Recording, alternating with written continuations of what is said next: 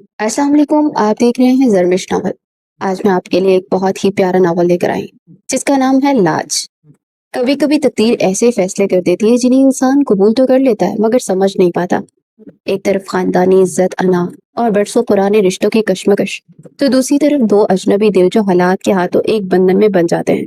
کیا میرب اور مہروز اس رشتے کی لاج رکھ پائیں گے؟ جاننے کے لیے چلتے ہیں کہانی کی جانب۔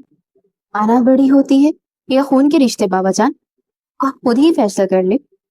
حویلی کے کشادہ صحن میں، جہاں ایک طرف گیندا اور موتیا کے پھولوں کی ٹوکریاں رکھی تھی اور چاروں طرف شادی کی تیاریوں کی گہما گہمی عروج پر تھی، وہیں میر سخاوت علی خان اپنی مخصوص کرسی پر بیٹھے سگار پی رہے تھے جب ان کے بڑے بیٹے اسفند نے ان کے سامنے سرخ رنگ کا شادی کا کارڈ رکھتے ایک گہری سانس کے ساتھ یہ بات کہی تھی۔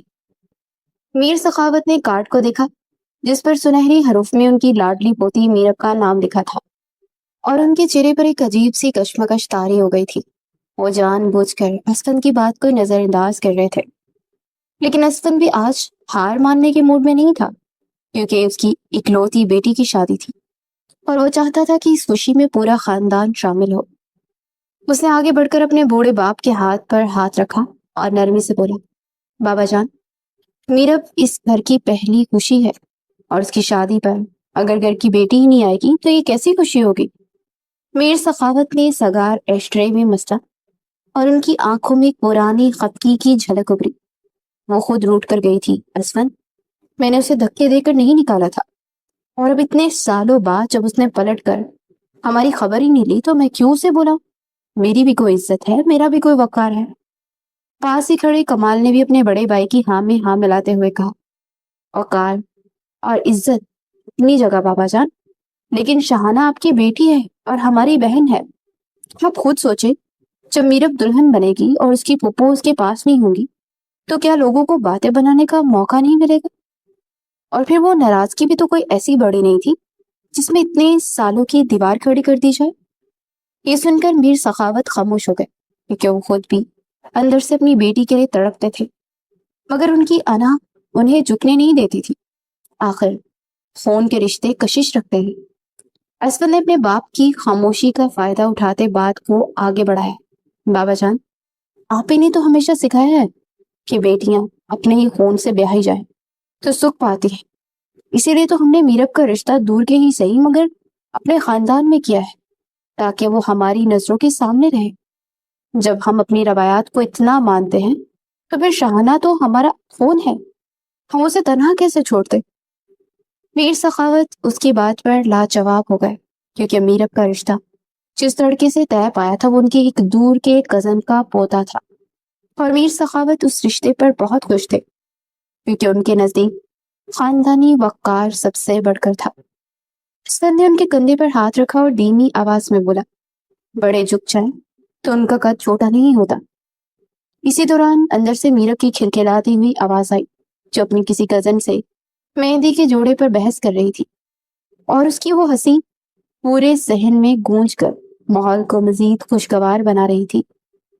میر سخاوت کے چہرے کی سختی اس آواز کو سن کر کچھ بگڑنے لگی۔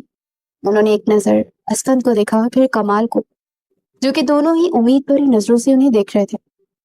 انہوں نے ایک لمبی اور تھکی ہوئی سانس لی اور اپنے کانپتے ہوئے ہاتھوں سے اس رخ کارڈ اٹھا لیا۔ ٹھیک ہے اسفند، تم آج ہی شاہانہ کو فون کرو اور اسے میری طرف سے بتاؤ کہ اس کی بھتیجی کی شادی ہے، اور میں چاہتا ہوں کہ وہ اپنی پوری فیملی کے ساتھ اس حویلی میں آئے، کیونکہ میرب میری لاڈلی ہے اور میں اس کی خوشیوں میں کوئی کمی نہیں دیکھنا چاہتا۔ یہ سن کر اسفند اور کمال کے چہروں پر اطمینان کی لہر دوڑ گئی، اور انہوں نے مسکراتے ہوئے اپنے باپ کے کندھے دبا دیے۔ حویلی کی فضا میں جیسے ایک اور خوشی کا اضافہ ہو گیا، کیونکہ سالوں پرانی برف پگھلنے کی شروعات ہو چکی تھی، اور انہیں یقین تھا کہ شاہانہ بھلے کتنی ہی ضد کیوں نہ ہو، وہ اپنے باپ کا بلاوا سن کر کبھی انکار نہیں کر سکے گی۔ دوسری طرف شہر کے ایک پوش علاقے میں بنی ایک نہایت شاندار اور جدید طرز کی کوٹھی میں خاموشی کا راج تھا، جو حویلی کی رونقوں کے بالکل برعکس تھا۔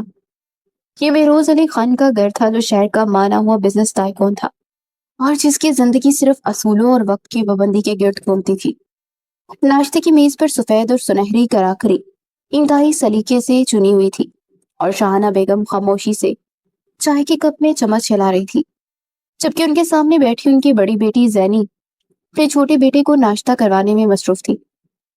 اتنے میں سیڑھیوں سے بھاری قدموں کی آواز آئی اور مہروز اپنی مخصوص روبدار انداز میں نیچے اترا۔ اس نے گہرے نیلے رنگ کا 3 پیس سوٹ پہن رکھا تھا اور اس کے ماتھے پر ہلکی سی شکن تھی جو اس کی مستقل عادت بن چکی تھی۔ اس کے آتے ہی میز پر موجود خاموشی مزید گہری ہو گئی۔ اس نے کرسی کھینچی اور خاموشی سے بیٹھ کر بلیک کافی کا کپ اپنی طرف کر لیا۔ زہری نے مسکراتے اسے دیکھا اور چھیڑنے کے انداز میں بولی، مہروز، آج تو اتوار کا دن ہے، کم از کم آج تو اس سوٹ سے جان چھٹا دیا کرو اور کبھی کوئی رنگین کپڑے بھی پہن لیا کرو۔ بالکل بوڑھوں کی طرح زندگی گزار رہے ہو۔ مہروز نے کافی کا گھونٹ بڑھا اور بغیر کسی تاثر کے جواب دیا، وقت اور کام دیکھ کر نہیں آتے زنی آپی، اور مجھے یہ فضول کے رنگ برنگے کپڑے اور شوخیاں پسند نہیں ہے۔ میری میٹنگ ہے اور میں اس کے لیے جا رہا ہوں۔ ذہنی نے ہار نہ ماننے والے انداز میں دوبارہ کہا، تمہارے ان سڑے پن کی وجہ سے نا تو تم 30 سال کے ہو گئے ہو اور ابھی تک اکیلے ہو۔ ابھی تو مجھے بھی فکر ہونے لگی ہے کہ کوئی لڑکی تمہیں پسند آئے گی بھی یا نہیں۔ شاہانہ بیگم نے بھی بیٹی کی بات کی تائید کرتے گہری سانس لی اور مہروز کی طرف دیکھا۔ مہروز کے ماتھے کی شکن مزید گہری ہو گئی۔ اس نے قدرے تلخ لہجے میں کہا، ماما، آپ زینی آپی کو سمجھا دے کہ مجھ سے صبح صبح یہ شادی اور لڑکیوں کے موضوع پر بحث نہ کریں۔ مجھے کسی لڑکی میں کوئی دلچسپی نہیں ہے، کیونکہ آج کل کی لڑکیاں صرف پیسوں اور اسٹیٹس کے پیچھے بھاگتی ہیں۔ ان میں نہ کوئی سلیقہ ہوتا ہے اور نہ ہی کوئی تمیز ہوتی ہے۔ انہیں صرف ڈرامے کرنے آتے ہیں اور مجھے اپنی پرسکون زندگی میں کسی قسم کا کوئی ڈرامہ یا شو نہیں چاہیے تھا۔ زینب، جو کہ مہروز سے 2 سال بڑی تھی، اسے سمجھانے والے انداز میں کہا، سب لڑکیاں ایک جیسی نہیں ہوتی ہیں مہروز، کچھ بہت معصوم اور دل کی صاف ہوتی ہیں، بس تمہیں دیکھنے کا نظریہ بدلنا ہوگا۔ مہروز نے تلخی سے مسکرا کر کافی کا میز پر کپ رکھا اور بولا، مجھے اپنا نظریہ بدلنے کی کوئی ضرورت نہیں ہے اور نہ ہی مجھے کوئی لڑکی تلاش کرنی ہے۔ میرا کام اور میرا بزنس ہی میری زندگی ہے اور میں اسی میں خوش ہوں۔ وہ مزید کچھ کہنے ہی والا تھا کہ اچانک ڈرائنگ روم میں رکھا ہوا لینڈ لائن فون بج اٹھا۔ عام طور پر اس وقت کسی کا فون نہیں آتا تھا، اس لیے شاہانہ بیگم کچھ حیران ہوئی اور کرسی سے اٹھ کر فون کی طرف بڑھی۔ ذہنی میں تجسس سے اپنی ماں کو دیکھنے لگی، جبکہ مہروز اپنی گھڑی کی طرف دیکھ کر میٹنگ کے نوٹس چیک کرنے میں مصروف ہو گیا۔ شاہانہ بیگم نے جیسے ہی ریسیور اٹھایا اور ہیلو کہا تو دوسری طرف سے آنے والی آواز نے ان کے قدموں کو وہیں جما دیا۔ وہ آواز سالوں بعد ان کے کانوں میں پڑی تھی اور وہ اسفن کی آواز تھی۔ ان کا رنگ ایک دم سے سفید پڑ گیا۔ اسفن کی آواز میں اپنائیت اور درد تھا جو شاہانہ کے دل کو چیرتا ہوا گزر گیا۔ کیسی ہو گڑیا؟ سالوں گزر کے تم نے اپنے اسفن بھائی کو یاد تک نہیں کیا؟ شاہانہ بیگم کی ہونٹ کانپے مگر ان سے کوئی الفاظ ادا نہ ہو سکا اور ان کی آنکھوں میں آنسوؤں کا سمندر امڈ آیا۔ اسفن نے دوسری طرف سے سلسلہ کلام جاری رکھتے ہوئے کہا، میں جانتا ہوں تم ناراض ہو، مگر آج بابا جان نے خود تمہیں فون کرنے کا کہا تھا، کیونکہ اگلے ہفتے تمہاری بھتیجی میرب کی شادی ہے اور بابا جان کی خواہش ہے کہ تم اپنی پوری فیملی کے ساتھ اس شادی میں شرکت کرو، اور اگر تم نے انکار کیا تو بابا جان خود تمہیں لینے آئیں گے۔ شاہانہ بیگم نے بامشکل اپنے آنسوں پر قابو پاتے بھاری آواز میں جواب دیا، اب اتنے سالوں بعد آپ لوگوں کو میری یاد آ گئی اسفن بھائی؟ جب میں روتی ہوئی اس گھر سے نکلی تھی تب تو کسی نے مجھے نہیں روکا تھا، کیا کبھی میری کمی محسوس نہیں ہوئی؟ اور اب آپ؟ میں نہیں آؤں گی، انہوں نے کہہ کر ریسیور زور سے کریڈل پر پٹک دیا اور وہیں صوفے پر گر کر رونے لگی۔ فون کی آواز اور شاہانہ بیگم کے رونے پر مہروز اور زینی تیزی سے ڈرائنگ روم میں آئے۔ زینی نے پریشانی سے اپنے ماں کو گلے لگا پوچھا، کیا ہوا ماما؟ کس کا فون تھا اور آپ اس طرح رو کیوں رہی ہیں؟ شاہانہ بیگم نے آنسو صاف کرتے ہوئے کہا، تمہارے ماموں کا فون تھا، اسفن کا۔ وہ کہہ رہی تھی کہ ان کی بیٹی میرب کی شادی ہے اور ہم سب وہاں جائیں۔ بابا جان بھی یہی چاہتے ہیں، مگر میں ہرگز وہاں نہیں جاؤں گی۔ انہوں نے جو میری بے عزتی کی تھی میں اسے کبھی نہیں بلا سکتی۔ زینی جو ہمیشہ سے ایک سمجھدار لڑکی تھی، اسے اپنی ماں کے ہاتھ تھامے اور بہت نرمی سے بولی، ماما، ناراضگی اور شکوے اپنی جگہ ہوتے ہیں لیکن رشتے کبھی ختم نہیں ہوتے۔ اگر آج اتنے سالوں بعد ماموں نے خود فون کیا ہے اور نانا جان نے بلوایا ہے تو شاید وہ دوریاں ختم کرنا چاہتے ہیں۔ جب انہوں نے پہل کر ہی دی ہے تو ہمیں بھی اپنا دل بڑا کرنا چاہیے۔ اور ان کی بیٹی کی شادی میں ضرور شرکت ہونی چاہیے۔ مہروز جو یہ سب خاموشی سے دیکھ رہا تھا، اس کی برداشت جواب دے گئی اور سرد لہجے میں بولا، زینی آپی، آپ ماما کو مجبور کیوں کر رہی ہیں؟ جب ماما نہیں جانا چاہتی تو ہم نہیں جائیں گے۔ ہمیں ان لوگوں کی کوئی ضرورت نہیں ہے جنہوں نے اتنے سالوں بعد ماما کو اکیلا چھوڑ دیا تھا۔ زینی نے مہروز کو گھور کر دیکھا اور بولی، تمہیں رشتوں کی اہمیت کا اندازہ نہیں ہے، تم صرف بزنس ڈیلز کرنا جانتے ہو۔ یہ خاندانی معاملات ہیں اور ماما کو اپنے باپ اور بھائی سے ملنے کا پورا حق ہے۔ دیکھو، ماما کی آنکھوں میں آنسو ہیں، ان کی ناراضگی کو نہیں بلکہ ان سے ملنے کی تڑپ کے لیے۔ شاہانہ بیگم نے زینی کی بات سن کر مہروز کی طرف دیکھا اور دھیمی آواز میں بولی، مہروز، اسفر نے بابا جان کا نام لیا تو میں بابا جان کو مایوس نہیں کر سکتی۔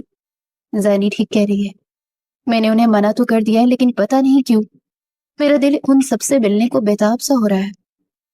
مہروز نے غصے سے اپنا جبڑا بھینچا اور ایک لمبی سانس لیتے بولا، ٹھیک ہے ماما، اگر آپ جانا چاہتی ہیں تو جائیں، مگر مجھ سے یہ توقع مت رکھیے گا کہ میں وہاں جا کر ان لوگوں کے ساتھ کوئی رسم و رواج نبھاؤں گا یا ان کی خوشیوں میں ناچوں گا۔ میں صرف آپ کی وجہ سے جاؤں گا اور جتنا جلدی ہو سکے ہم وہاں سے واپس آ جائیں گے۔ یہ کہہ کر مہروز تیزی سے مڑا، اپنے بریف کیس کو اٹھا کر بنا کسی کی جانب دیکھے گھر سے باہر نکل گیا، جبکہ زینی نے مسکراتے ہوئے اپنی ماں کو گلے لگا لیا۔ شاہانہ بیگم کا دل سالوں بعد اپنے باپ کے گھر جانے کے خیال سے ہی تیزی سے دھڑک رہا تھا۔ زینی گھر میں واحد وہ فرد تھی جو مہروز کے غصے کے آگے ڈٹ سکتی تھی۔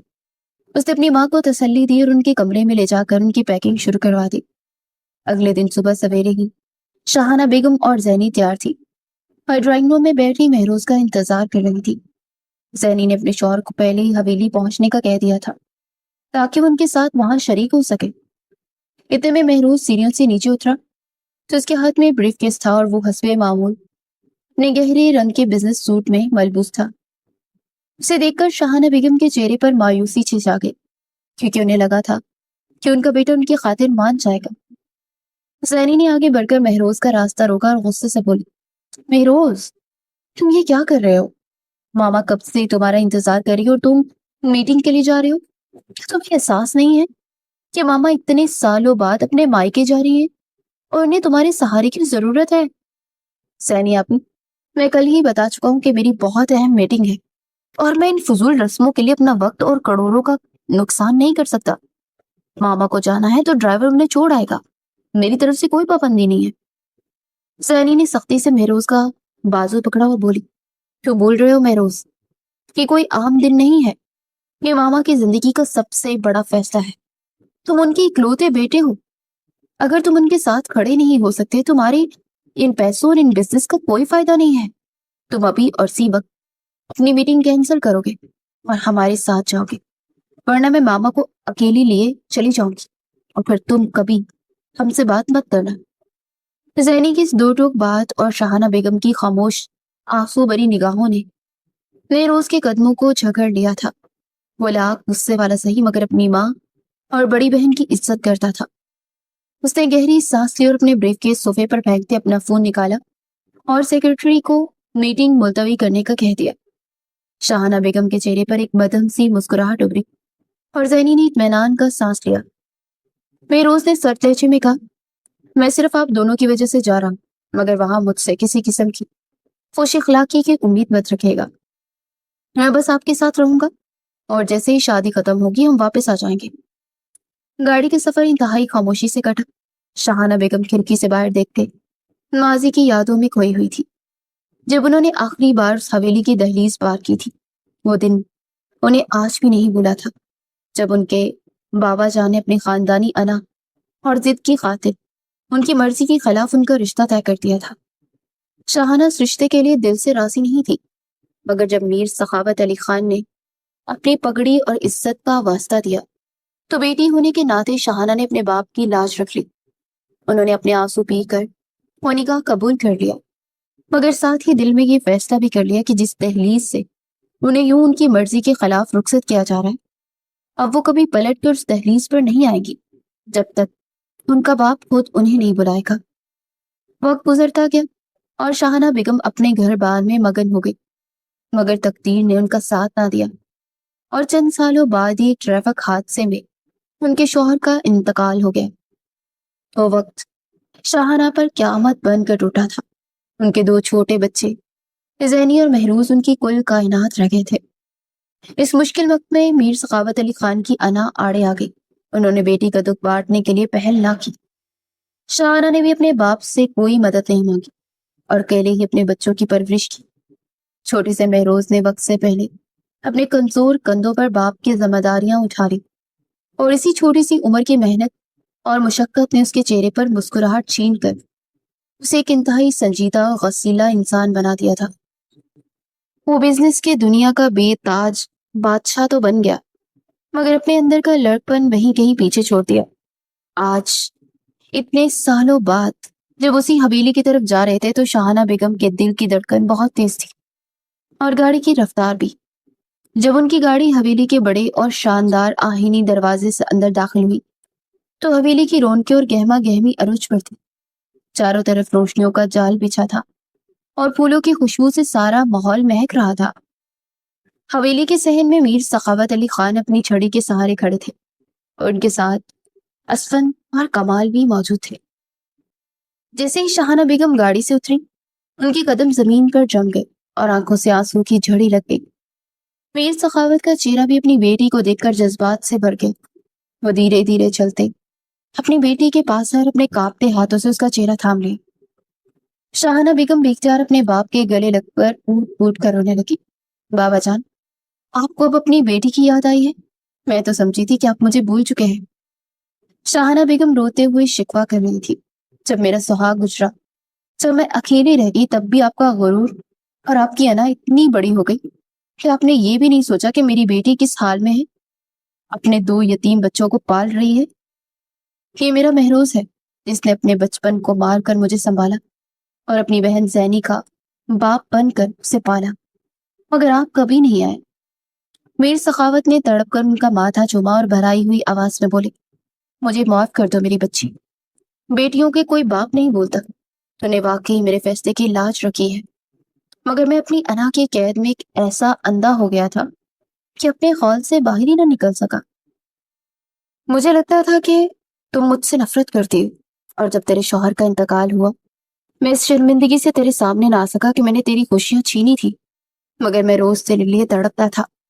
آج تو آ گئی ہے تو میرے گھر کی رونق اور میرا سکون واپس آ گیا ہے۔ پاس ہی کھڑے اسفند اور کمال نے بھی آگے بڑھ کر روتی ہوئی بہن کو گلے لگا لیا۔ اسفند کی بیوی روبینہ اور کمال کی بیوی نگہت نے بھی آگے بڑھ کر شاہانہ کو پیار سے گلے لگایا، اور پرانے گلے شکوے آنسوؤں میں بہہ گئے۔ میر سخاوت نے فوراً حویلی کے پرانے ملازم رحیم بابا کو آواز دی، رحیم بابا، جلدی سے میری بیٹی اور بچوں کا سامان اوپر والے خاص پورشن میں لے جاؤ، اور دیکھو کسی چیز کی کوئی کمی نہیں ہونی چاہیے، صفائی وغیرہ سب ہو گئی ہے نا؟ رحیم بابا نے ادب سے سر جھکایا اور بولے، جی بڑے صاحب، میں نے سب خود اپنی نگرانی میں چمکا دیا ہے، آپ بے فکر رہیں۔ سالوں کی ناراضگی جیسے ان چند آنسوؤں میں بہہ کر ختم ہو گئی۔ زینی نے مسکراتے سب سے ملاقات کی۔ مہروز رسمی دعا سلام کے بعد ایک طرف کھڑا بالکل سپاٹ چہرے کے ساتھ دیکھ رہا تھا۔ اسے ان جذباتی مناظر سے سخت نفرت ہو رہی تھی۔ تبھی اچانک حویلی کے اندر سے پائل کی چن چن کے ساتھ ایک شوق اور چنچل آواز گونجی، ارے میری پپھو جان آ گئی، اور کسی نے مجھے بتایا بھی نہیں۔ یہ 19 سالہ میرب تھی جو حویلی کی رونق اور میر سخاوت کی جان تھی۔ وہ پیلے رنگ کے ایک سادہ سے سوٹ میں ملبوس تھی اور اس کے چہرے پر کوئی میک اپ نہیں تھا، مگر اس کی معصومیت اور قدرتی خوبصورتی ہر دیکھنے والے کو اپنی طرف کھینچ رہی تھی۔ وہ بھاگتی ہوئی آئی اور سیدھا اپنی پھپھو کے گلے لگ گئی۔ السلام علیکم پھپھو۔ شاہانہ بیگم نے اسے سلام کیا اور اس کی بلائے لی۔ میرب نے زینی آپی کو دیکھا اور ان سے بھی بہت گرمجوشی سے ملی۔ پھر اس کی نظر کچھ فاصلے پر کھڑے مہروز پر پڑی، جو کہ ہاتھ باندھے اس سارے مناظر کو بیزاری سے دیکھ رہا تھا۔ میرب نے اپنی بڑی بڑی اور شرارتی آنکھوں سے اسے گھورا اور زینی آپی کے کان میں سرگوشی کرتے ہوئے بولی، یہ اتنے غصے والے انکل کون ہیں؟ ایسے کھڑے ہیں جیسے کسی نے ان کی جائیداد چھین لی ہو۔ زینی نے ہنستے ہوئے میرب کو چپ کروایا اور بتایا کہ یہ تمہارے مہروز بھائی ہیں، اسے لڑکیوں کے شور شرابے سے چڑ ہے، اس لیے اس سے ذرا دوری رہنا۔ میرب نے ناک چڑھا کر مہروز کو دیکھا، پھر دل ہی دل میں سوچا کہ ایسے سڑیل انسان سے وہ بھلا کیوں بات کرے گی؟ فیروز نے اپنے کمرے میں جاتے ہوئے لیپ ٹاپ کھول لیا اور اپنے کام میں مگن ہو گیا۔ اس کے لیے شادی ایک غیر ضروری مجبوری کے سوا کچھ نہیں تھی۔ وقت تیزی سے گزرتا گیا اور حویلی میں میرب کی شادی کی تیاریاں زور و شور سے چلتی رہی۔ پورا ایک ہفتہ گزر گیا۔ اس دوران مہروز اور میرب کا کوئی خاصا آمنا سامنا نہیں ہوا، کیونکہ مہروز اپنے کمرے تک محدود رہتا تھا یا لان کے کونے میں بیٹھ کر اپنے فون کالز اٹینڈ کرتا، جب میرب پورے گھر میں تتلی کی طرح اٹھتی پھرتی تھی۔ آج میرب کے مائیوں کا دن تھا اور حویلی کے بڑے ہال میں پیلے اور سبز رنگ کے گیندا اور موتیا کے پھولوں سے سجایا گیا تھا۔ ڈھولک کی تھاپ اور لڑکیوں کے گیتوں نے ماحول میں ایک عجیب سا سحر طاری کر رکھا تھا۔ زینی اپنے 3 سالہ بیٹے علی کو کمرے میں سلا کر ہال میں آئی تھی اور باقی کزنز کے ساتھ مل کر رسموں کی تیاری کر رہی تھی۔ چونکہ مایوں میں ابٹن اور تیل لگنے کا رواج تھا، اس لیے زینی نے احتیاطاً ایک سادہ سا سوٹ پہن رکھا تھا تاکہ کپڑے خراب نہ ہوں۔ مگر اب تصویروں کا وقت قریب تھا تو اسے اپنے باریک کامدار سوٹ کی دوپٹے کی ضرورت محسوس ہوئی، جو اس نے خاص اس رسم کے لیے استری کر کے اپنے کمرے میں رکھا تھا۔ علی چونکہ وہی بیڈ پر سو رہا تھا اور زینی خود رسموں میں الجھی ہوئی تھی، اسی لیے اس نے جلدی سے مہروز کو میسج کر دیا کہ میں ہال میں ہوں اور علی سو رہا ہے، پلیز میرے بیڈ پر رکھا ہوا میرا کامدار دوپٹہ میرے ہال میں مجھے دروازے تک لا دو۔ مہروز جو پہلے اس شور شرابے سے بیزار اپنے لیپ ٹاپ پر کام کر رہا تھا، بہن کا میسج دیکھ کر مجبوری میں اٹھ کھڑا ہوا۔ اس نے بیڈ سے وہ بھاری چمکیلا دوپٹہ اٹھایا اور ماتھے پر بل ڈالے ہال کی جانب چل دیا۔ وہ جیسے ہی ہال کے دروازے پر پہنچا تو وہاں موجود لڑکیوں کا شور اور ڈھولک کی تیز آواز سن کر اس کی الجھن میں مزید اضافہ ہو گیا، مگر پھر بھی وہ زینی کو آواز دینے کے لیے اندر داخل ہوا۔ زینی آپی، یہ لیں آپ کا دوپٹہ۔ مہروز کی بھاری اور روبدار پکار پر وہاں موجود تمام لڑکیوں کی نظریں دروازے پر کھڑے اس لہیم شہیم اور سنجیدہ شخص پر پڑی اور ڈھولک کی آواز ایک دم رک گئی۔ میرب نے مہروز کو ہاتھ میں خواتین کا بھاری اور چمکیلا دوپٹہ پکڑے دیکھا تو اس کی رگیں ذرافت پھڑک اٹھی۔ وہ بے ساختہ کھلکھلا کر ہنس پڑی۔ میرب کی ہنسی سن کر باقی لڑکیاں بھی اپنی ہنسی پر قابو نہ رکھ سکی اور سارا ہال کہکوں سے گونج اٹھا۔ مہروز جو پہلے اس ماحول سے بیزار تھا، اس اچانک ہنسی پر اس کا مزید غصہ چہرہ سخت ہو گیا۔ میرب نے شرارتی انداز میں زینی کو دیکھتی اونچی آواز میں بولی، زینی آپی، آپ کا بھائی دوپٹہ لیتا ہے؟ ہال میں موجود لڑکیوں نے اپنے چہرے پر دوپٹے رکھ کر ہنسی دبانے کی کوشش کی، مگر میرب کہاں رکنے والی تھی۔ اس نے مہروز کی چوری جسامت اور اس کے غسیلے چہرے کو شرارت بری نظروں سے دیکھا اور مسکراتے ہوئے بولی، ویسے لینا بھی چاہیے، نہیں انہیں ضرورت بھی ہے۔ میرب کی اس بات پر مہروز کا چہرہ غصے سے سرخ ہو گیا اور اس کی آنکھوں میں جیسے شعلے بڑک اٹھے، جبکہ ہال میں موجود تمام لڑکیوں کی ہنسی مزید اونچی ہو گئی۔ اس نے سختی سے اپنی مٹھیاں بیچ لی اور اس کا دل چاہا کہ اس بدتمیز لڑکی کو ابھی اسی وقت کوئی سخت سبق سکھائے، مگر اس سے پہلے کہ وہ کوئی قدم آگے بڑھاتا، زینی نے گھبرا کر اپنے دونوں ہاتھ جوڑ دیے۔ زینی جانتی تھی کہ مہروز کا غصہ کیسا ہے اور وہ کسی کا لحاظ نہیں کرتا۔ اس نے نظروں ہی نظروں میں مہروز سے التجا کی کہ وہ کوئی تماشا نہ بنائے، اور مہروز اپنی بڑی بہن کے جوڑے ہاتھوں کو دیکھ کر لحاظ کر گیا۔ اس نے ایک آخری بار میرب کو ایک سرد اور غضبناک نظر سے دیکھا کہ پل بڑھ کے لیے میرب کی ہنسی بھی رک گئی۔ وہ بنا کوئی بات کیے وہاں سے تیزی سے پلٹ کر چلا گیا۔ مہروز کی جاتے ہی زینی نے میرب کے بازو پر ہلکی سی چٹکی کاٹی اور سختی سے بولی، پاگل ہو گئی ہو کیا میرب؟ تمہیں اندازہ بھی ہے کہ تم نے کیا کیا ہے؟ مہروز کی طبیعت بہت سخت ہے اور وہ ان سب چیزوں کو بالکل پسند نہیں کرتا۔ میرب نے اپنا بازو سہلاتے ہوئے کندھے اچکائے اور بالکل لاپرواہی سے بولی، زینی آپی، آپ بھی اپنے ہٹلر بھائی کو بتا دیں کہ میرب بھی کسی سے کم نہیں ہے، اور میں تو سب کے ساتھ ایسے ہی کرتی ہوں اور ان کے ساتھ بھی ایسے ہی کروں گی۔ ویسے بھی آپ بالکل ٹینشن نہ لیں، برا نہیں لگے گا، وہ تو مجھے ٹوک دیتے اگر لگتا تو۔ زینی نے اپنا ماتھا پیٹے اور بولی، وہ تمہیں کیا ٹوکتے؟ تو لڑکیوں سے بحث نہیں کرتے، اور تم باز آ جاؤ میرب، ورنہ کسی دن بہت پچھتاؤ گی۔ میرب نے ناک سے مکھی اڑاتے ہوئے زینی کی بات کو ہوا میں اڑا دیا اور مسکراتے ہوئے بولی، مجھے کیا فرق پڑتا ہے ابھی، کل میری رخصتی ہو جانی ہے اور میں اپنے گھر چلی جاؤں گی، اس کے بعد مجھے کون سے ان سڑیل انکل کی شکل روز روز دیکھنی ہے۔ زینی میرب کی اس بے فکری اور معصومیت پر اندر ہی اندر مسکرا دی۔ اس نے سوچا کہ واقعی کل تو یہ لڑکی اپنے گھر چلی جائے گی، اس سے کیا ہی بحث کرنی۔ وہ خاموش ہو گئی اور دوبارہ رسموں میں مشغول ہو گئی۔ میروز اپنے کمرے میں پہنچا تو اس کی سانسیں غصے سے تیز چل رہی تھی اور اس کے ماتھے کی رگیں نمایاں ہو گئی تھی۔ وہ کمرے میں ادھر سے ادھر چکر لگا رہا تھا۔ اس کے دماغ میں مسلسل میرب کی وہ شرارتی ہنسی اور اس کے طنزیہ جملے گونج رہے تھے۔ آج تک کسی کی ہمت نہیں ہوئی تھی کہ وہ مہروز علی خان کی ذات پر اس طرح سرعام مذاق اڑائے، اور وہ بھی ایک 19 سال کی الہڑ لڑکی جس نے بھی دنیا دیکھی ہی نہیں تھی اور جس کی اپنی مایوں کی رسم چل رہی تھی اور وہ اس کی جسامت پر تبصرے کر رہی تھی۔ اس کا دل کر رہا تھا کہ وہ بھی اپنا سامان پیک کر اس حویلی سے ہمیشہ کے لیے چلا جائے، اور اسی غصے میں وہ اپنا بریف کیس بیڈ پر پٹک چکا تھا جب دروازہ کھلا اور شاہانہ بیگم کمرے میں داخل ہوئی۔ انہوں نے اپنے بیٹے کی سرخ آنکھیں اور غصے سے بھرا چہرہ دیکھا تو فوراً سمجھ گئی کہ کوئی نہ کوئی بات تو ضرور ہوئی ہے، کیونکہ وہ مہروز کے مزاج سے بہت اچھی طرح سے واقف تھی۔ مہروز بیٹا، کیا ہوا ہے؟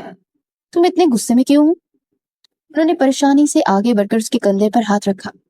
مہروز نے اپنے دانت پیستے ہوئے جواب دیا، مما، مجھے آج اور ابھی گھر جانا ہے۔ میں اس جاہل اور بدتمیز لڑکی کی شکل مزید برداشت نہیں کر سکتا، جو بڑوں کی عزت کرنا ہی نہیں جانتی اور محفل میں سب کے سامنے مردوں کا مذاق اڑاتی ہے۔ آپ کو یہاں رہنا ہے تو رہیں، میں کل ہی ڈرائیور کو بھیج دوں گا اور آپ کو واپس وہ لے آئے گا، مگر اب میں ایک لمحہ بھی یہاں نہیں رکوں گا۔ شاہانہ بیگم نے گھبرا کر دروازے کی طرف دیکھا کہ کوئی سن نہ لے۔ انہوں نے انتہائی پیار اور محبت سے اپنے بیٹے کا چہرہ تھاما۔ میرے بچے، میں جانتی ہوں تمہیں یہ ماحول پسند نہیں ہے اور تمہارے لیے اتنی جلدی ایڈجسٹ کرنا بھی مشکل ہے، لیکن میری خاطر صرف کچھ دیر اور رک جاؤ۔ کل میرب کی رخصتی ہے، جیسے ہی وہ رخصت ہوگی ہم فوراً واپس اپنے شہر چلے جائیں گے۔ مہروز، بس 1-2 دن میری خاطر برداشت کر دو۔ ماں کی اتنی منت بھری آواز سن کر مہروز کا سارا غصہ ایک دم سے بجھ گیا۔ وہ اپنی ماں کو کبھی انکار نہیں کر سکتا تھا۔ اسے بے بسی سے اپنی آنکھیں بند کی اور گہری سانس لیتے ہوئے بولا، ٹھیک ہے ماما، میں آپ کی لاج رکھ رہا ہوں، مگر کل رخصتی کے فوراً بعد ہم یہاں سے نکل جائیں گے اور میں دوبارہ کبھی اس حویلی میں قدم نہیں رکھوں گا۔ شاہانہ بیگم نے اطمینان سے اپنے بیٹے کا ماتھا چوما اور اسے پرسکون رہنے کی تائید کی۔ وہ کمرے سے باہر چلے گئے، مگر مہروز کے اندر کا طوفان ابھی پوری طرح سے تھما نہیں تھا۔ اگلی صبح حویلی میں گہما گہمی عروج پر تھی۔ آج میرب کی رخصتی کا دن تھا۔ وہ پورے گھر میں مہمانوں کا رش لگا ہوا تھا۔ پھولوں کی خوشبو، کھانوں کی مہک نے ماحول کو مزید بھوچل کر دیا تھا۔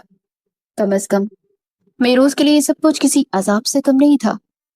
وہ رات بھر ٹھیک سے سو نہیں پایا تھا اور صبح سویرے ہی تیار ہو کر وہ ناشتے کے لیے نکل آیا تھا۔ لاؤنج میں اسفند اور کمال مہمانوں کو اٹینڈ کر رہے تھے اور چاروں طرف ایک شور سا برپا تھا۔ زینی اپنے چھوٹے بھائی کی اتنی غصے اور سنجیدگی کے عالم میں دیکھ کر اس کے پاس آئی اور دھیمی انداز میں اسے سمجھانے لگی، مہروز، بس آج کا دن ہے، تم تھوڑا سا مسکرا لو، مل لو سب سے، ورنہ نانا جان کو برا لگے گا کہ تم ہر وقت ماتھے پر بل ڈال کر بیٹھے رہتے ہو۔ فیروز نے چائے کا کپ اٹھایا اور انتہائی اسپاٹ اور سرد لہجے میں جواب دیا، زینی آپی، میں یہاں اپنی ماما کی وجہ سے رکا ہوں۔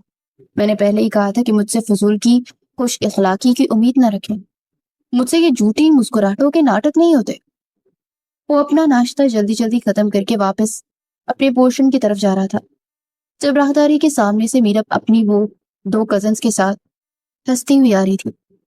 اس نے ہاتھوں میں گہری مہندی لگا رکھی تھی اور آج وہ زرد رنگ کے جوڑے میں مزید شوخ اور چنچل لگ رہی تھی۔ مہروز کو سامنے دیکھ کر اس کے کزنز خاموش ہو گئے اور ادب سے سائڈ پر ہو گئے، مگر میرب نے اسی لاپرواہی اور بے نیازی سے اس کی طرف دیکھا جیسے کل رات کچھ ہوا ہی نہ ہو۔ وہ مسکرا کر سر جھٹکتی ہوئی اس کے پاس سے گزر گئی۔ اس کی پائل کی چھن چھن مہروز کے دماغ پر ہتھوڑے کی طرح بجنے لگی۔ مہروز نے اس کی اس بے نیازی پر سختی سے اپنی مٹھی بھینچی اور لمبے لمبے ڈگ بڑھتا اپنے کمرے میں چلا گیا۔ اسے بس شام ہونے کا انتظار تھا تاکہ تماشا ختم ہو اور وہ سکون کی سانس لے سکے۔ شام کے سائے گہرے ہوتے ہی حویلی کو ہزاروں کمکموں سے جگمگا دیا گیا۔ لان میں مہمانوں کے بیٹھنے کا شاندار انتظام تھا اور ہر طرف روشنی ہی روشنی تھی۔ میرب کو دلہن بنا کر اس کے کمرے میں بٹھا دیا گیا۔ وہ سرخ رنگ کے باری عروسی جوڑے میں کسی شہزادی جیسی ہی لگ رہی تھی۔ اس کے چہرے پر حیا کی لالی تھی اور وہ خاموشی سے سر جھکائے بیٹھی تھی۔ وقت تیزی سے گزر رہا تھا مگر بارات کا کہیں نام و نشان تک نہیں تھا۔ میر سخاوت علی خان اپنی مخصوص کرسی پر بیٹھے بار بار دروازے کی جانب دیکھ رہے تھے۔ ان کے چہرے پر تفکرات کے سائے گہرے ہونے لگے تھے اور ان کے ماتھے پر پسینے کے قطرے بھی چمکنے لگے تھے۔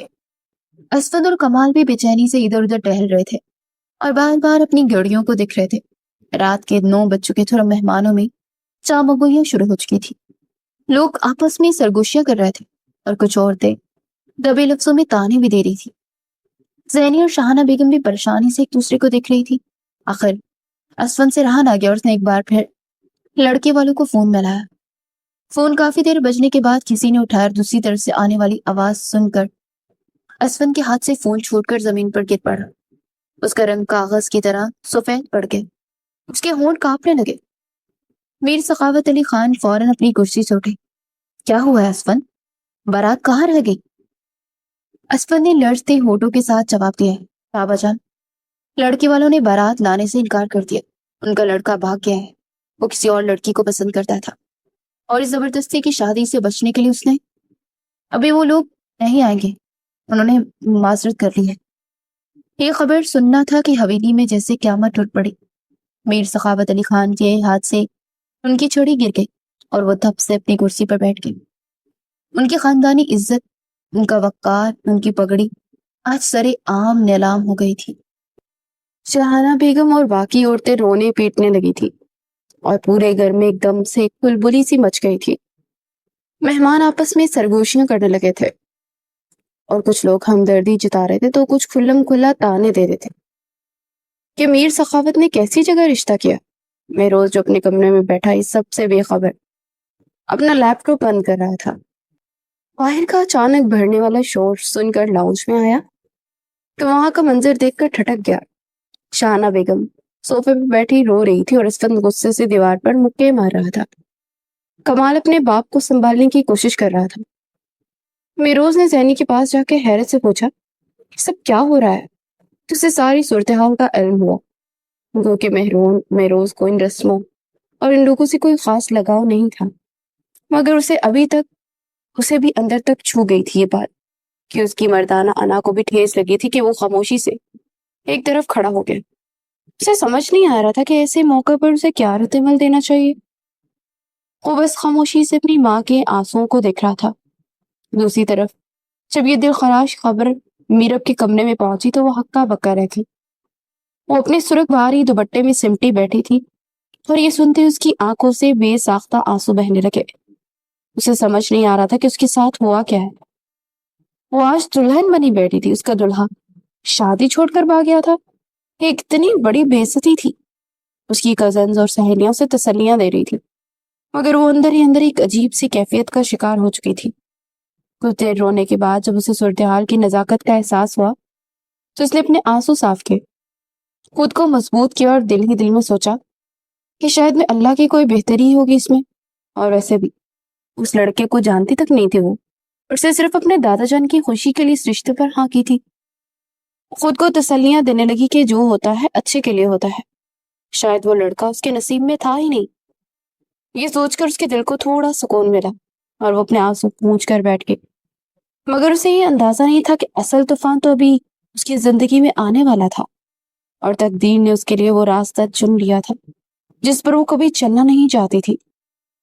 لان میں میر سخاوت علی خان کی خاموشی سب کو ڈرا رہی تھی۔ انہوں نے چونک کر اپنا سر اٹھایا اور ان کی آنکھوں میں عجیب سی چمک تھی۔ انہوں نے اپنے کانپتے ہاتھوں سے اپنی پگڑی کو سیدھا کیا اور اسفند اور شاہانہ بیگم کو اپنے پاس بلایا۔ ان کا لہجہ اب ٹوٹا ہوا نہیں بلکہ انتہائی حتمی اور سخت۔ میر سخاوت علی خان کی پگڑی اتنی سستی نہیں کہ وہ کوئی بھی اسے سرے بازار اچھال کر چلا جائے۔ بارات اس دروازے سے واپس نہیں جائے گی اور نہ ہی مہمان بنا کھانا کھائے جائیں گے۔ آج میری پوتی کا نکاح ہو کر رہے گا۔ اسفند نے حیرت اور پریشانی سے اپنے باپ کو دیکھا اور بولا، بابا جان اب کیا کہہ رہے ہیں؟ لڑکا تو بھاگ گیا ہے، اب نکاح کس سے ہوگا؟ میر سخاوت نے اپنی نظریں اٹھا کر دور کھڑے مہروز پر مرکوز کی جو کہ بالکل سپاٹ لچ چہرے کے ساتھ سب دیکھ رہا تھا۔ انہوں نے شاہانہ بیگم کا ہاتھ پکڑا اور بولی، میری پوتی کا نکاح میرے نواسے مہروز سے ہوگا۔ شاہانہ میری لاش رکھ لو۔ شاہانہ آج مجھے تمہارے سہارے کی ضرورت ہے۔ شاہانہ بیگم یہ سن کر سناٹے میں آ گئی۔ وہ جانتی تھی کہ مہروز کسی صورت اس رشتے کے لیے راضی نہیں ہوگا، کیونکہ تو میرب کی شکل دیکھنا بھی روادان نہیں کرتا، مگر اپنے ضعیف باپ کی منت بھری آنکھیں دیکھ کر وہ انکار نہ کر سکی۔ انہوں نے روتے ہوئے اسبات میں سر ہلایا۔ اسفند بھاری قدموں سے چلتا میرب کے کمرے میں آیا، اسے دادا جان کے فیصلے سے آگاہ کیا۔ میرب یہ سنتے ہی جھٹکے سے اپنے سر اٹھا گئی اور اس کی آنکھوں میں حیرت امڑ آئی۔ اسے لگا جیسے کسی نے اس کے کانوں میں پگھلا ہوا سیسا ڈال دیا۔ وہ اپنا سر انکار میں ہلاتے پیچھے کھسکتی ہوئی بولی، نہیں بابا، میں مہروز سے شادی نہیں کروں گی۔ آپ لوگ مجھ پر ایسا ظلم کیسے کر سکتے ہیں؟ وہ شخص بہت بڑے ہیں اور بہت ڈراؤنے ہیں، ہر وقت غصے میں رہتے ہیں، مجھے ان سے ڈر لگتا ہے، میں ان کے ساتھ ایک پل بھی نہیں رہ سکتی۔ روبینہ بیگم بھی وہیں موجود تھی۔ انہوں نے آگے بڑھ کر اپنی بیٹی کے آنسو صاف کیے اور اس کا چہرہ اپنے ہاتھوں میں لے کر روتے ہوئے بولی، تمہیں اپنے ماں باپ کی لاج رکھنی ہوگی میرب۔ تم جانتی ہو تمہارے دادا تم سے بہت پیار کرتے ہیں، انہوں نے تمہارے ہر لاڈ کو اٹھایا، ساری زندگی تمہیں پلکوں پر بٹھا کر رکھا، اور آج جب ان کی عزت، ان کی خاندانی وقار داؤ پر لگا ہے تو تمہارا فرض ہے کہ تم ان کی بات کا لاج رکھو۔ تم انہیں اس طرح رسوا نہیں کر سکتی۔ اسی لیے میری بیٹی، جو تمہارے دادا جان کہیں گے تمہیں کرنا ہے۔ ویسے بھی ہمیں یقین ہے کہ ان کا فیصلہ تمہارے لیے بہترین ہی ہوگا۔ میرب مزید احتجاج کرنا چاہتی تھی۔ وہ بتانا چاہتی تھی کہ مہروز اسے کتنا ناپسند ہے اور وہ اس غسیلے اور سڑیل انسان کے ساتھ ایک دن بھی نہیں گزار سکتی، مگر اس سے پہلے کہ کوئی اور لفظ ادا کرتی، مولوی صاحب کمرے میں داخل ہو گئے۔ ان کے پیچھے کمال بھی تھے۔ کمرے میں ایک دم سے خاموشی چھا گئی۔ مولوی صاحب نے رجسٹر کھولا اور نکاح کے بول پڑھانے شروع کر دیے۔ میرب کا دل زور زور سے دھڑک رہا تھا۔ اس کے سامنے مہروز کا غصے سے بھرا چہرہ آ رہا تھا۔ وہ آنکھیں جو اسے کھا جانے والی نظروں سے دیکھ رہی تھی، مگر پھر اسے اپنے دادا جان کی جھکی گردن اور اپنی ماں کے آنسو یاد آ گئے۔ جب مولوی صاحب نے اس سے اجازت طلب کی تو اس نے ایک لمحے کے لیے اپنی ماں کی طرف دیکھا، جس کی آنکھوں میں التجا تھی۔ میرب نے اپنی آنکھیں بند کی اور روتے ہوئے اس بات میں سر ہلایا۔ اس کی زبان سے نکلا ہوا وہ ایک لفظ قبول ہے، اس کی آزادی اور اس کے لاڈلے پن کو ہمیشہ کے لیے چھین چکا تھا۔ وہ خاموشی سے اپنے دادا جان کی عزت کی خاطر اس شخص کے نام ہو گئی جسے وہ جانتی تک بھی نہیں تھی، اور وہ جو اس کی نظر میں دنیا کا سب سے سڑیل انسان تھا۔ دوسری طرف مہروز کو بھی منانا کوئی آسان کام نہیں تھا، جسے اس سارے معاملے کی بھنک لگ چکی تھی۔ صحن میں خاموشی چھائی ہوئی تھی۔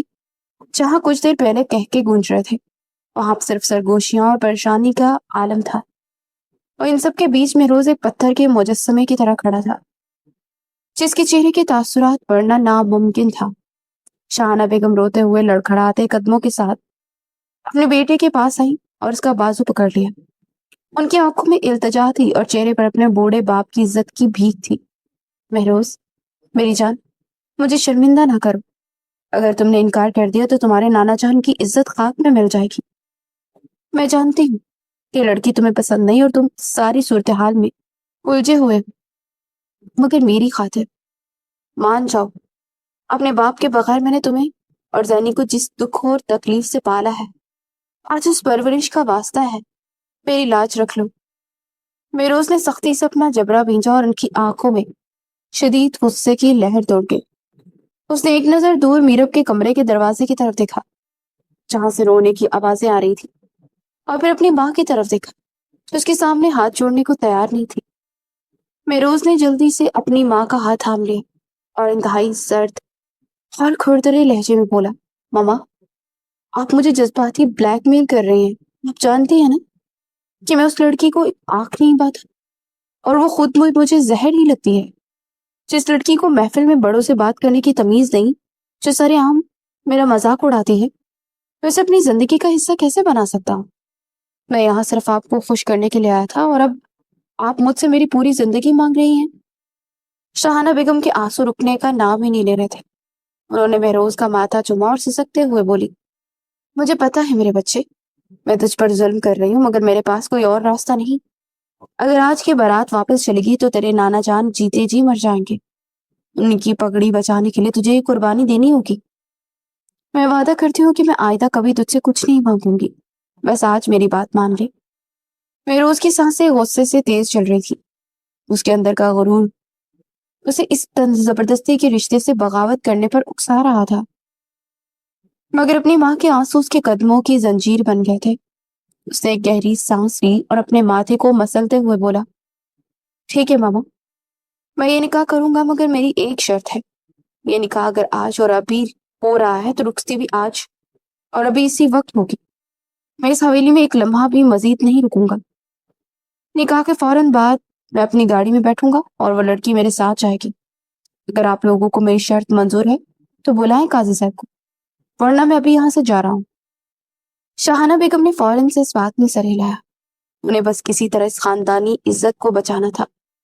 انہوں نے جلدی سے جا کر اسفند اور کمال کو مہروز کی شرط بتائی تو انہوں نے بھی شکر ادا کیا کہ کم از کم میر سخاوت علی خان کی پگڑی اچھلنے سے بچ گئی۔ کسی نے بھی مہروز کی سخت شرط پر اعتراض نہیں کیا، کیونکہ سب جانتے تھے کہ یہ سب کن حالات میں ہو رہا تھا۔ کچھ ہی دیر میں قاضی صاحب کو لاؤنج میں بٹھا دیا گیا اور نکاح کی کاروائی شروع کی۔ مہروز بلیک 3 پیس سوٹ میں ملبوس انتہائی اسمارٹ چہرے کے ساتھ صوفے پر بیٹھا تھا۔ اس کے چہرے پر خوشی کا ایک بھی تاثر نہیں تھا۔ قاضی صاحب نے جب اس سے قبولیت پوچھی تو اس نے ایک لمحے کے لیے اپنی ماں کو دیکھا اور پھر انتہائی کھردرے اور بھاری لہجے میں قبول ہے 3 بار کہہ دیا۔ یہ الفاظ اسے یوں محسوس ہو رہے تھے جیسے اس نے اپنی پرسکون زندگی کو خود اپنے ہاتھوں سے آگ لگاتی ہوں۔ دوسری طرف کمرے میں میرب رو رو کر نڈال ہو چکی تھی۔ اس کے دل کا ہر خواب ٹوٹ کر بکھر گیا تھا۔ وہ دادا جان کی لاڈلی پوتی جس کے لیے پورے خاندان نے مل کر اتنے خواب سجے تھے، آج وہ ایک ایسی مجبوری بن کر رخصت ہو رہی تھی جسے کوئی اور قبول کرنے کو تیار نہیں تھا۔ نکاح مکمل ہوتے ہی مہروز کی شرط کے مطابق رخصتی کو جلدی یقینی بنایا گیا۔ اسفند اور کمال نے بوجھل قدموں کے ساتھ کمرے کا رخ کیا۔ میرب کو جب باہر لایا گیا تو وہ اپنے باپ کے گلے لگ کر پھوٹ پھوٹ کر رونے لگی۔ اس کا رونا دیکھ کر میر سخاوت علی خان بھی اپنے آنسو نہ روک سکے اور انہوں نے بھی آگے بڑھ کر میرب کے سر پر ہاتھ رکھا اور روتے ہوئے بولے، مجھے معاف کر دو میری بچی، مجھے یقین ہے کہ مہروز تجھے کبھی رونے نہیں دے گا۔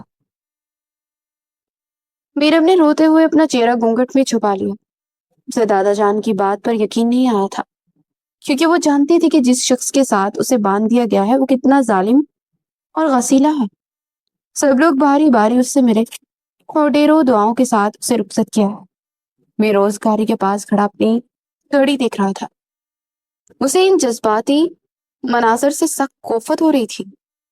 آخرکار شاہانہ بیگم میرب کو سہارا دے کر گاڑی تک لائی اور اسے پچھلی سیٹ پر بٹھا دیا۔ مہروز نے سختی سے گاڑی کا دروازہ بند کیا اور خود ڈرائیونگ سیٹ پر بیٹھ گیا۔ شاہانہ بیگم نے آگے والی سیٹ سنبھالی اور گاڑی حویلی کے بڑے دروازے سے باہر نکل گئی۔ پیچھے کھڑے سب لوگ انہیں نم نگاہوں سے دیکھ رہے تھے۔ گاڑی کا سفر بالکل خاموشی میں کٹ رہا تھا۔ رات کا اندھیرا ہو چکا تھا اور سڑکیں سنسان تھی۔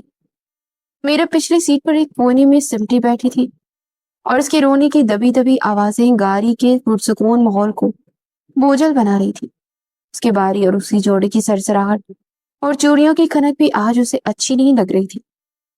مہروز نے ایک نظر بیک ویو مرر میں ڈالی جہاں گھونگھٹ میں چھپا ایک وجود مسلسل کانپ رہا تھا۔ مہروز کے دل میں ذرا سی ہلچل ہوئی، مگر اس نے گاڑی کی رفتار تیز کر دی تاکہ وہ جلد از جلد اپنے گھر پہنچ سکے۔ اسے ایسا لگ رہا تھا جیسے وہ کوئی شادی اٹینڈ کرنے نہیں آیا تھا بلکہ اپنے لیے کوئی عذاب خرید آیا تھا۔ وہ ایک مانا ہوا بزنس ٹائکون تھا جس کی زندگی میں اصول اور وقت کی پابندی سب سے اہم تھی، اور اب جس کی زندگی میں ایک ایسی لڑکی شامل ہو گئی تھی جو ہر لحاظ سے اس کے مزاج سے بالکل الٹ تھی۔ تقریباً 1.5 گھنٹے کے بعد خاموش اور طویل سفر کے بعد گاڑی مہروز علی خان کی شاندار کوٹھی کے پورچ میں آ کر رکی۔ زینی دروازے پہ کھڑے ان کا انتظار کر رہی تھی۔ اس کے ساتھ اس کا شوہر سلیمان اور علی بھی تھا۔ جیسے ہی گاڑی رکی زینی مسکراتی ہوئی آگے بڑھی اور اس نے جلدی سے گاڑی کا دروازہ کھولا۔ اسے مہروز کا غصہ اور میرب کی شرارتیں یاد آئی، مگر وہ اس اچانک رشتے پر دل سے خوش تھی، کیونکہ وہ جانتی تھی کہ مہروز کی خشک اور ریزرو زندگی میں میرب جیسی چنچل لڑکی ہی رنگ بھر سکتی ہے۔ مہروز گاڑی سے نکلا اور زور سے دروازہ بند کرتا ہوا بنا کسی کی طرف دیکھے सीधा अंदर की जानिब बढ़ने लगा। जैनी ने उसे आवाज दी, अरे मेरोज रुको तो सही, अपने दुल्हन को तो साथ लेकर जाओ। मगर मेरोज ने उसकी बात सुनी अनसुनी कर दी। मगर जैनी ने आगे बढ़कर उसका रास्ता रोक लिया। आज तुम्हारी शादी हुई है और मैं अपने इकलौते भाई की खुशी में रस्में तो जरूर करूंगी। मेरोज ने गुस्से से देखा और सख्ती से बोला, सैनी आपी प्लीज, मेरा दिमाग बहुत खराब है, मुझे इन फजूल रस्मों की उम्मीद मुझसे मत रखें, मुझे अंदर जाने दें। सैनी का शौहर सुलेमान, जो कि मेरोज के मिजाज से वाकिफ था, वो हंसता हुआ आ गया है। उसने मेरोज के कंधे पर हाथ रखा। यार मेरोज, आज तो जैनी की बात मान लो, वो कब से तुम्हारा इंतजार कर रही है और इतनी प्यारी भाभी लेकर आए हो तो कुछ खुशी तो मनाने दो ना। शाहाना बेगम ने मीरब को गाड़ी से उतारा, जो मुसलसल रो रही थी।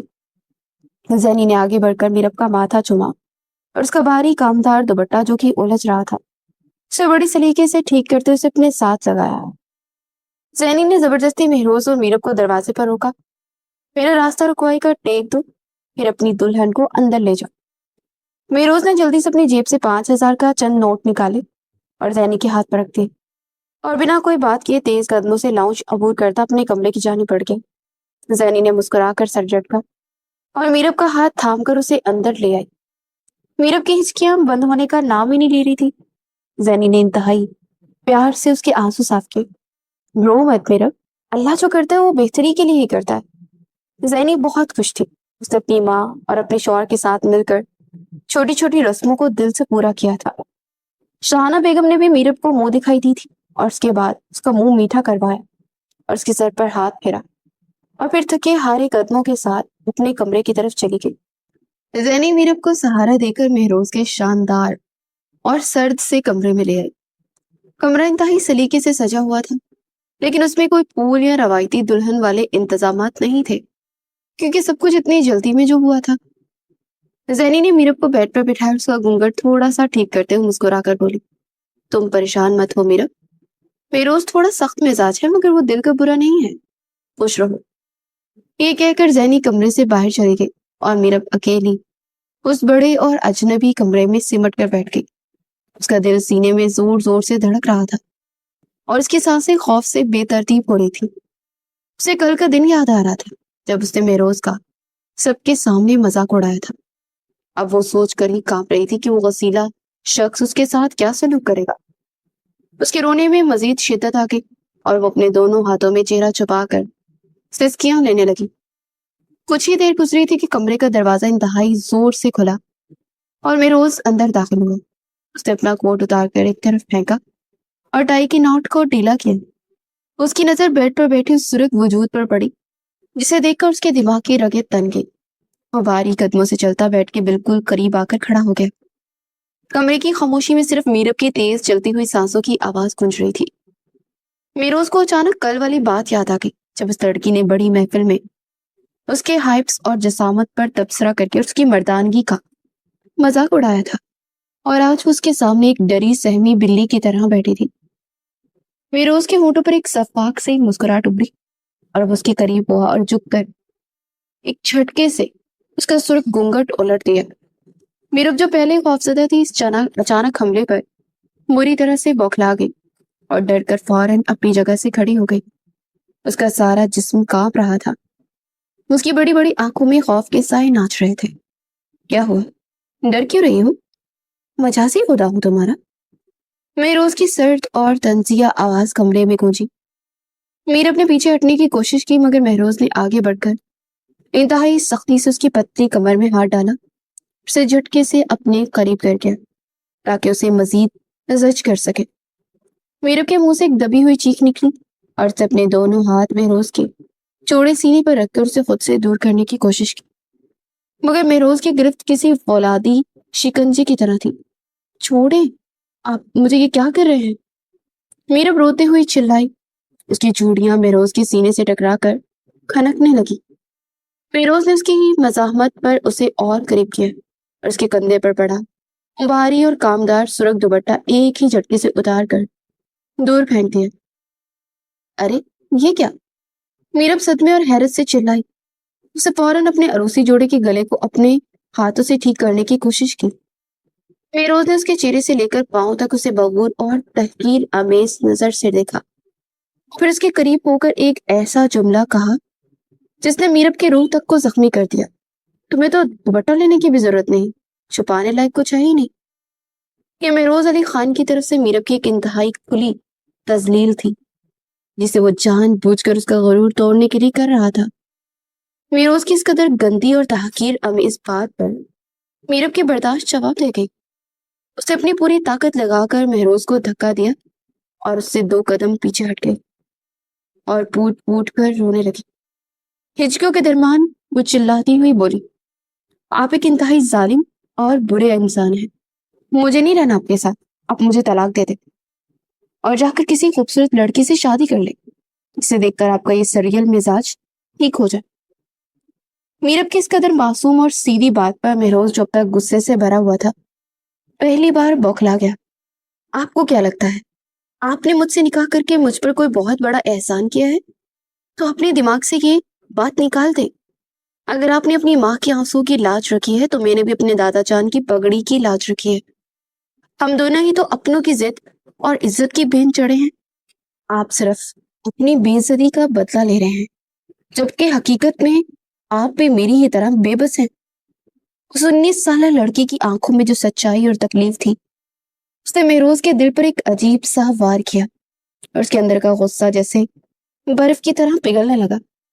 वो लड़की जो उससे डर रही थी, वो अब उसकी आंखों में आंखें डालकर उसे तलाक का कह रही थी। महरोज अली खान, जिसने कभी किसी के आंसुओं की परवाह नहीं की थी, आज उस छोटी सी लड़की के मासूम लफ्जों और उसके आंसुओं पर अपना दिल हार बैठा था। वो खामोशी से उसे देखने लगा और उसे एहसास हुआ कि वो अपने गुस्से में कितनी बड़ी ज्यादती कर गया है। उसने आहिस्ता से कदम आगे बढ़ाए और झुककर फर्श पर गिरे हुए उसके भारी सुर्ख दुपट्टे को उठाया और बिना एक कोई लफ्ज कहे उसे मीरब के कंधे पर रख दिया, क्योंकि उसके अंदर का इंसान उस मासूम लड़की के आंसुओं और सच्चाई में डूबे उसके कहे एक एक लफ्ज के सामने हार मान चुका था। सूरज की किरणें और उजली किरणें सुबह की खुशामदीद कहते हुए कमरे में दाखिल हो रही थी जब मीरब की आंख खुली। रात भर उसी भारी अरूसी जोड़े और चुपते हुए जेवरात में बैठ के कोने में सिमटकर सोने की वजह से उसका सारा जिस्म दर्द कर रहा था। उसे नींद से बोझल आंखें मली और बौखला कर इर्द गिर्द देखा। सामने सोफे पर महरोज बैठा लैपटॉप पर काम कर रहा था। उसके हाथ में कॉफी का मग था। वो कल रात वाले गसीले और सफाक इंसान की बजाय उस वक्त काफी पुरसुकून लग रहा था। मीरब को जागता और खसमसाता देख उसने लैपटॉप साइड पर रखा। तुम अगर इसे भारी खैमा उतार कर कोई आरामदायक कपड़े पहन लो तो कम से कम सो तो सुकून से सकती हो ना। मीरोज की भारी आवाज कमरे में गूंजी, मगर उसमें कल वाली काट और गुस्सा बिल्कुल नहीं था। मीरब ने जल्दी से अपना दुपट्टा ठीक किया और थोड़ी सी हिम्मत करके बोली, आपको मेरी फिक्र करने की जरूरत नहीं है, मैं खुद देख लूंगी। वो गुस्से से बुड़बुड़ाती हुई बेड से उतरने लगी, मगर भारी लहंगे और थकावट की वजह से उसका पांव उलझा और वो लड़खड़ा कर गिरने लगी। उसने जल्दी से बेड की साइड टेबल को पकड़कर खुद को संभाला। मेरोज इसकी इस बौखलाहट और मासूम सी घबराहट से बेसाख्ता मुस्कुरा दिया। वो अपनी जगह से उठा और अलमारी से मीरा को एक सादा सा सूट निकालकर बेड पर रख दिया। तुम जाकर फ्रेश हो जाओ, मैं ज़ैनी आपी से कहता हूँ कि वो आकर तुम्हारी मदद कर दे। मीरब ने गुस्से से अपनी नाक सुकेड़ी और कपड़े उठाए। इतना एहसास, गिरगिट पे इतनी जल्दी रंग नहीं बदलता होगा। और बड़बड़ाती हुई वॉशरूम की जानिब चली गई। कुछ ही देर में मीरब लाइट पिंक कलर के उस सादा से सूट में बाहर आई तो इसका चेहरा धुला हुआ और तरोताजा लग रहा था। गीले बाल कमर तक बिखरे हुए थे और वो बिना किसी मेकअप के भी बिला के खूबसूरत लग रही थी। इतने में दरवाजे पर दस्तक हुई और ज़ैनी मुस्कुराती हुई अंदर दाखिल हुई। अरे वाह, मेरी प्यारी सी भाभी तो बहुत फ्रेश लग रही है। जल्दी से आ जाओ मीरब, हवेली से तुम्हारे लिए नाश्ता आ गया है और मेरी तो भूख भी दुगनी हो गई है। चलो आओ मिलकर नाश्ता करते हैं। ज़ैनी ने मीरब का हाथ पकड़ा और उसे प्यार से अपने साथ लाउंज में ले आई। डाइनिंग टेबल पर वाकई में एक शाहाना और भरपूर देसी नाश्ता चुना हुआ था। हलवा, खस्ता पूरियों के तले हुए चने, आलू की भुजिया और साथ में लस्सी मग रखे हुए थे। मीरब जो कल रात से भूखी थी और वैसे भी उसे इन चटपटे खानों का शौक था, उसकी आंखों में ये सब देखकर चमक आ गई। उसने जल्दी से कुर्सी खींची और पूरे जोशो खरोश से खाने बैठ गई। शाहाना बेगम भी मुस्कुराती हुई वहां आ गई और उन्होंने मीरब का माथा चूम कर दुआएं दी। महरोज भी आकर अपनी मखसूस कुर्सी पर बैठ गया और मुलाजिम को ब्लैक कॉफी लाने का इशारा किया। मीरब ने खस्ता पूरी तोड़ी और उसे चनों और हलवे के साथ लगाकर एक बड़ा सा नवाला मजे से खाने लगी। महरोज जो हमेशा डाइट और उबले खानों का आदी था, उसे इतनी रग़बत से इतना भारी नाश्ता करता देख हैरान रह गया। आराम से खाओ, बाद में माथा खराब करके मत बैठ जाना कि मुझे मीटिंग छोड़कर तुम्हें डॉक्टर के पास ले जाना पड़े। महरोज ने कॉफी का घूंट भरते एक रवायती सा तंज किया। मीरब ने पूरी का नवाला चबाते एक तीखी नजर से उसे देखा। आप फिक्र न करें, मेरा मादा आपकी तरह कमजोर नहीं है जो कड़वी काफी पर चलता हूँ। मैं देसी बंदी, मुझे ये सब हजम हो जाता है। और वैसे भी आपके पैसे थोड़ी ना लग रहे हैं, मेरे दादा जान ने भेजा है। मीरब का ये बेसाख्ता और दो बदो जवाब सुनकर डाइनिंग टेबल पर एक लम्हे के लिए मुकम्मल खामोशी छा गई। ज़हनी और शाहाना बेगम ने घबरा कर महरोज की तरफ देखा कि अब वो अपनी तौहीन पर शदीद गुस्सा करेगा और सारा मजा खराब हो जाएगा। मगर अगले ही पल सबकी हैरत की इंतहा न रही जब महरोज ने अपना कॉफी का मग मेज पर रखा और जोर से कहका लगाकर हंस पड़ा। उसके खुलकर हंसने की आवाज इतने सालों बाद इस घर में गूंजी थी। ज़हनी और शाहाना बेगम की आंखों में खुशी के आंसू आ गए। उन्होंने दिल ही दिल में अल्लाह का शुक्र अदा किया कि मीरब जैसी लड़की का इस घर में आना कितना बेहतरीन फैसला था, जिसने एक ही दिन में उस घर की वेनानी खत्म कर दी थी। मीरोज का वो वसीला और खटोरपन मीरब की मासूमियत और हाजिर जवाबी के आगे मुकम्मल तौर पर पिघलने लगा था।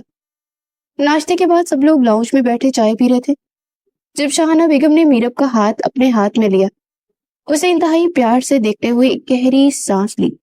मीरब, तुम जानती हो मैं इस दुनिया की सबसे खुशनसीब माँ हूँ, क्योंकि आज मेरी वो दुआ पूरी हो गई जो मैंने सालों पहले मांगी थी। महरोज और मीरब ने दोनों ने हैरत से शाहाना बेगम की तरफ देखा। महरोज ने उलझन से पूछा, मामा, आप किस दुआ की बात कर रही हैं? शाहाना बेगम ने मुस्कुराते हुए वो सच्चाई आश्कार की जो आज तक उनके दिल में दफन थी। महरोज, मैंने वो हवेली छोड़ दी थी, मगर मेरा दिल हमेशा अपने घर वालों के लिए धड़कता था। तुम्हारे असफन मामू मुझे छुप छुप कर राब्ता करते थे और मुझे घर के हालात भी बताते रहते थे। जब मीरब थोड़ी बड़ी हुई तो असफन भाई ने मुझे उसकी तस्वीर बेचना शुरू की और कभी कभार वो मुझे मीरब से मिलवाने के लिए पार्क में भी ले आते थे। मैं उस बच्ची की मासूमियत और शरारतों पर अपना दिल हार बैठी थी और मैंने सोच लिया था कि मेरी ये प्यारी सी भतीजी मेरे महरोज की दुल्हन बनेगी। मैंने अपनी अना को मारकर असफन भाई के जरिए बाबा को रिश्ते का पैगाम भेजा था, मगर बाबा जान की अना उस वक्त मोहब्बत से बड़ी थी। उन्होंने सख्ती से मेरा पैगाम ठुकरा दिया और मैंने भी फिर राब्ता खत्म कर लिया। शाहाना बेगम की आंखों से आंसू बहने लगे। ज़ैनी ने आंखें बढ़कर अपनी माँ के आंसू साफ किए, मगर तकदीर के फैसले इंसानों की जिद से बड़े होते हैं महरोज। जो रिश्ता बाबा जान ने सालों पहले ठुकरा दिया था, आज उसी रिश्ते ने उनकी लाज रखी। मीरब मेरे लिए सिर्फ भतीजी नहीं थी, बल्कि वो मेरी बेटी है, जिसे मैंने सालों पहले दिल में बसा लिया था। ये सच्चाई सुनकर मीरब की आंखों में आंसू आ गए। उसने आगे बढ़कर अपनी फुप्पो को गले लगा लिया। महरोज जो समझता था कि उसकी माँ को उस हवेली वालों ने सिर्फ दुख दिए हैं, आज मालूम हुआ कि उसकी माँ की असल खुशी तो उस लड़की में छुपी थी। महरोज के दिल में मीरब के लिए जो थोड़ी बहुत उलझन थी, वो मुकम्मल तौर पर खत्म हो गई। उसने दिल ही दिल में फैसला कर लिया कि वह इस रिश्ते को अब पूरी ईमानदारी से निभाएगा। शाम के साए गहरे होते ही कोठी के वसी लॉन में वलीमे की तकरीब का शानदार आगाज हो गया। शाहाना बेगम ने बहुत कम वक्त में ही अपने बेटे के वलीमे का इंतहाई शानदार इंतजाम किया था। पूरे लॉन को सफेद और सुर्ख गुलाबों से सजाया गया था और रोशनियों का इंतजाम लाजवाब था। मीरब ने आज सुर्ख और सुनहरी रंग का एक खूबसूरत और भारी अरूसी लिबास पहन रखा था और वो किसी परी से कम नहीं लग रही थी। महरोज ने गहरे स्याह रंग का कीमती 3 पीस सूट पहना था और आज उसके चेहरे पर वो मुस्तकिल गुस्सा और चिड़चिड़ापन बिल्कुल नहीं था, बल्कि एक अजीब सा सुकून था। जब वो दोनों एक साथ चलते हुए स्टेज पर आकर बैठे तो सबने दिल से उनकी नजर उतारी। मीर सखावत अली खान, असफन कमाल और उनकी बेगमात भी पूरी शान और शौकत से उस वलीमे में शरीक हुए। मीर सखावत अली खान ने जब अपनी पोती को महरोज के साथ खुश और मुतमईन देखा तो उनकी आंखों में नदामत और खुशी के मिले जुले आंसू आ गए। वो चलते हुए स्टेज पर आए और मेहरोज को गले लगा लिया। मेहरोज बेटा, तुमने मेरे इस खोखले गरूर को तोड़कर मुझे मोहब्बत की कदर करना सिखा दिया है। मैं और मेरा खानदान तुम्हारा हमेशा शुक्रगुजार रहेगा। मेहरोज ने इंतहाई अदब से अपने नाना जान के हाथ चूमे और मुस्कुराते हुए बोला, शुक्रगुजार तो मुझे आपको होना चाहिए कि आपने अपनी सबसे कीमती और खूबसूरत चीज मेरे हवाले कर दी। मैं आपको यकीन दिलाता हूँ कि मैं हमेशा उसका ख्याल रखूंगा। ये सुनकर मेरे सखावत अली खान मुस्कुरा दिए और हवेली वालों और मेहरोज के दरमियान सालों की वो खलीज हमेशा के लिए मिट गई। सहनी ने हंसते हुए पूरे खानदान को एक साथ खड़ा करके खूबसूरत सी तस्वीरें बनाई। वलीमे की वो तकरीब महज एक रस्म नहीं थी, बल्कि एक सच्चे खानदानी मिलाप की गवाह बन गई थी। रात काफी गुजर चुकी थी जब मेहमानों के रुखसते के बाद महरोज और मीरब अपने कमरे में आए। मीरब थक कर बेड के किनारे बैठ गई और अपने बाहरी कानों की बालियां उतारने लगी। महरोज ने दरवाजा बंद किया और चलता हुआ उसके बिल्कुल सामने आकर खड़ा हो गया। मीरब ने नजरें उठाकर उसे देखा तो उसकी आंखों में ऐसा सहर और मोहब्बत थी जो मीरब की धड़कनों को तेज कर देती थी। महरोज ने इंतहाई नरमी से अपना हाथ आगे बढ़ाया और मीरब के हाथ से वो भारी बाली लेकर साइड टेबल पर रख दी। फिर उसने साइड टेबल के दराज से एक खूबसूरत सा मखमली बैग निकाला और मीरब के बिल्कुल करीब बेड पर बैठ गया। उसने वो बैग खोला तो उसमें बेहद खूबसूरत और कीमती कामदार सुर्ख दुपट्टा था, जिस पर सुनहरे तारों का इंतहाई नफीस काम दमक रहा था। फिरोज ने वो दुपट्टा निकाला और इंतहाई मोहब्बत और अकीदत से मीरब के सर और कंधे पर उड़ा दिया। मीरब हैरत से उस खूबसूरत तोहफे को देखने लगी तो मेरोज ने उसका चेहरा अपने दोनों हाथों के प्यालों में लिया और उसकी आंखों में डूबते हुए ठहरी हुई और पुर असर आवाज में बोला, मीरब, मुंह दिखाई में सब लोग सोने चांदी के जेवर देते हैं, मगर मेरा ये तोहफा इन सबसे मुख्तलिफ और कीमती है, क्योंकि ये दुपट्टा सिर्फ एक कपड़ा नहीं बल्कि इस रिश्ते और इस लाज का मुहाफिज है जिसकी खातिर हम दोनों एक हुए। हम दोनों ने अपने बड़ों के फैसले और उनकी इज्जत की लाज रखी और अब हम इस बंधन की लाज हमेशा एक दूसरे की मान रखकर और मोहब्बत से निभाएंगे। मीरब ने मुस्कुराते अपने आंसू रोके और उस कीमती दुपट्टे को छूते हुए निहायत सादगी और मोहब्बत से बोली, आप गुस्से के तेज जरूर हैं, मगर आपका दिल बहुत साफ और सच्चा है। आपने अपने इस प्यार भरे तोहफे से मेरा दिल भी हमेशा के लिए जीत लिया है। अब मुझे आपसे कोई शिकायत नहीं है। फेरोज ने मुस्कुराते हुए मीरब को नरमी से अपने गले लगा लिया और उसके बालों में चेहरा छुपाते कहा, मीरब, मुझे जिंदगी के हर कदम पर तुम्हारी इस मासूम साथ और तुम्हारी बेपनाह मोहब्बत की जरूरत है जो मुझे जीना सिखा दे। तुमने अपने सच्चे और खरे अंदाज से महरोज अली खान को जीत लिया है। मीरब ने शर्मा कर महरोज के सीने में अपना चेहरा छुपा लिया और उसके चेहरे पर हया की खूबसूरत लाली छा गई। कमरे की फिजा में मोहब्बत की ऐसी दिलफरेब खुशबू फैली थी कि जैसे दिल की बंजर जमीन पर उल्फत की बरसात ने जल थल कर दी हो, जिसकी सहर अंगेज शादाबी ने उनकी जिंदगी के हर रंग को निखार कर बेहद हसीन कर दिया था। तो कैसी लगी आज की कहानी? उम्मीद करती हूँ कि आपको कहानी पसंद आई होगी। अगर कहानी पसंद आई तो वीडियो को लाइक और शेयर लाजमी कीजिएगा और जाते जाते हमारे चैनल ज़र्मिश नॉवल को सब्सक्राइब करें और बेल आइकन को भी दबा दें ताकि आपको सबसे पहले नोटिफिकेशन मिल सके और आपसे कोई भी कहानी मिस ना हो। तो अगली कहानी के साथ जल्द फिर मिलते हैं। अल्लाह हाफिज।